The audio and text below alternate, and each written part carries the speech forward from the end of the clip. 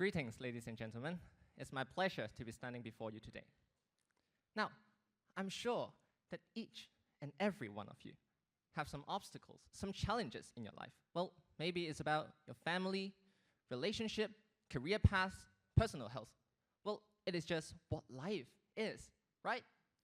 Now, what if, just what if, I'm telling you today that there is one golden key across all aspects of life that allows you to unleash your full potential, pathing you to success in life. Now, does that sound too good to be true? I'm telling you today that this key does exist. Well, not at home, nor in your workplace, nor at school. It is located deep within your heart and soul. Now, in order to locate this key, we must first answer a very, very simple question, which is also the topic I want to share with you today. The question is, well, why do the happiest players always win? As the children of the 21st century, mental health awareness is paramount in our society, and the conventional claims to link psychological well-being inversely with an individual's performance. Well, this trend is evident, especially across the social media landscape of teenagers, instilling the mindset of no pain, no gain, and success comes from blood, sweats, and tears. Now, influenced by the social paradigm, teenagers approach hardships with the attitude of reluctance and expectations to suffering. As a result, not only does it cause burnout academically, but it further leads to laid-back mentality and academic burnout and avoidant coping, harming the formula for success. Well, however, as we lean back onto the outlook of life, one might begin to ponder, well, it seems like that the crippling walk to crowning achievement heavily contradicts with our very motto of life, and that is the pursuit of happiness. And as we look back to the greats before us, well, a contradicting pattern emerges. It seems like that most of the high achievers actually get through their journey to success with the biggest smile on their faces. Their sheer enjoyment, fulfillment, and contentment fuels them through the journeys of ups and downs, being the best company for them to path to success. Well, why is that? Ladies and gentlemen, allow me to introduce to you the superpower of happiness. Now, in comparison with stress and anxiety as an external motivator, the three pillars of happiness, joy, interest, and contentment, holds up their edges against them. Now, I want you to remember, joy brings the energy, interest brings the focus, and contentment brings the growth. Joy is what motivates us, what makes us play, to push boundaries and engage in creative exploration. Well, this can all be seen in our lives. Think about some boring activities, maybe, doing homework, doing chores, studying. Well, when we are doing these boring activities, we get exhausted ever so easily. But when we are binge watching our favorite TV shows or playing our favorite video games, we can do it all day long. Well, why? That is because when joy is on our side, just like the character in Inside Out, we are unstoppable. Now, on the other hand, interest is what makes us create a very unique own novel experience. Well, maybe we can think about something. Maybe we can think about our favorite subject at school.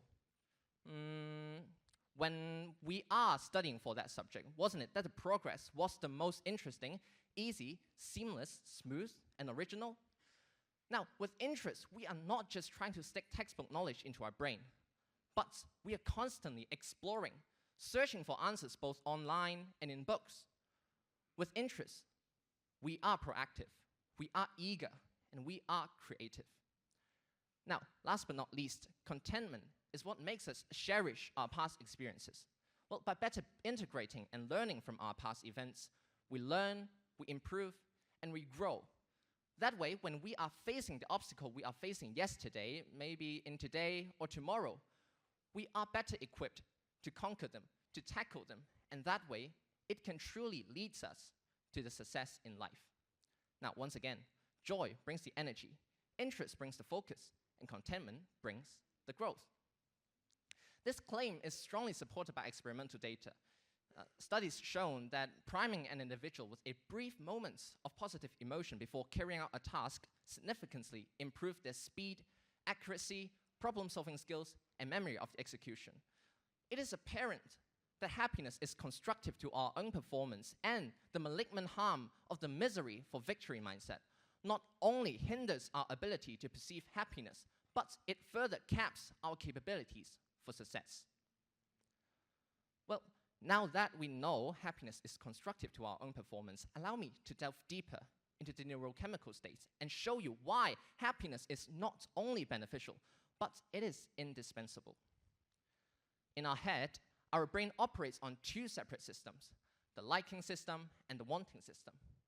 The wanting system does not give us hedonic pleasure or satisfaction, but instead it gives us the drive, the motivation, the willpower to keep going. Now, on the other hand, the liking system is what gives us the enjoyment, the fulfillment, and the satisfaction. Now, in order to maintain long-term performance, two systems must work in synergy, such that we can have on-the-spot satisfaction and also the willpower to strive for future endeavors. Well, however, things are not always working as smoothly as we expect, because when one system outshines another, our brain opens up to become vulnerable to neurochemical imbalance. Now, ladies and gentlemen, I want you to imagine that we only have the wanting system. Well, yes, we do have the willpower to keep going, we are motivated, but when we actually reach a certain milestone, we often feel flat and empty. And that is because our body needs reward to keep going, and without the liking system, we never actually feel satisfied. And in the end, our relentless pursuit of success eventually turns into chronic stress, then develops into burnout, laid-back mentality, and again, avoidant coping, disrupting our long-term stamina for success. Now, on the other hand, what happens when we only have the liking system? Well, yes, we are fulfilled, we are satisfied, but when we reach a certain milestone, we stand still. We stop asking for more. We stop asking the question of, what's out there for me to explore? What else can I do to improve ourselves? We stay inside our own comfort zone, and we do not ever ask to step out of it.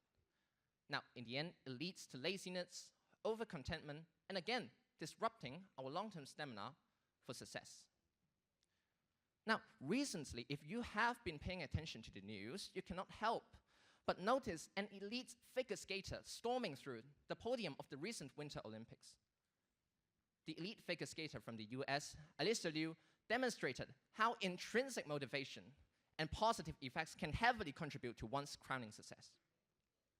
Now, gaining complete control of her own choreography, music, and style, Alicia skates not confined by conventional standards, but set free by her own terms. Now, in one of the interviews, she said, well, honestly, I don't know. It was pretty fast-paced, next skater, next skater. However, I loved watching Kaori skate. I loved watching Amy skate. And I had a front row seat, so that was pretty exciting. Now, her intrinsic love and enjoyment of skating not only freed her from the suffocating pressure of being an Olympian, being an athlete, but it also distracted her from the psychological struggles and further shielded her motor control system from the muscle tension associated with performance anxiety. Now, in the end, with her expressive and engaging performance, she crowned the gold and secured the win as the happiest player on the field. Well, I know, you're not him, you're not her, you're not Alisa Liu, you're not Richard Feynman, you're not Albert Einstein. Well, but what you are is that you are in control of your life. Now, one might argue that it is very difficult for us to find happiness, find joy in our dull daily routine, but it is undeniable that we can all add some spark, add some joy into our lives. Let's take studying for our final exams as an example. Well, studying, boring. Well, however, when we try to add some spark to it, well, maybe it's studying with your dearest friends, maybe it's making a pop quiz battle, a mock exam tournament. Well, all these things that you do can make you stop relying on stress and anxiety as an external motivator, and you regain your autonomy. You choose to study, and you choose to have fun, and you will not get tired. When things must be done, why not do it in a happy way? between subjective feelings and objective matters is the way we feel the events. And we, as the director of life, cannot choose to find, take, create joy. We can all choose to wear a smile on our way to work, on our way to school, and most importantly, wear a smile on our way to walk the path of life. Now, ladies and gentlemen, allow me to get back to the original question. Why do the happiest players always win? Well, perhaps it was never about winning. It was all about the satisfaction, the enjoyment, and the fulfillment within. So, as our future unfolds, I want you all to remember to not only walk the path of life with perseverance and determination, but with the biggest smile on your face, because that smile along the way might just be the golden key for you to unleash your true potentials and lead you to the success in life. Remember, we do not find happiness by winning, but we win by finding happiness. Thank you.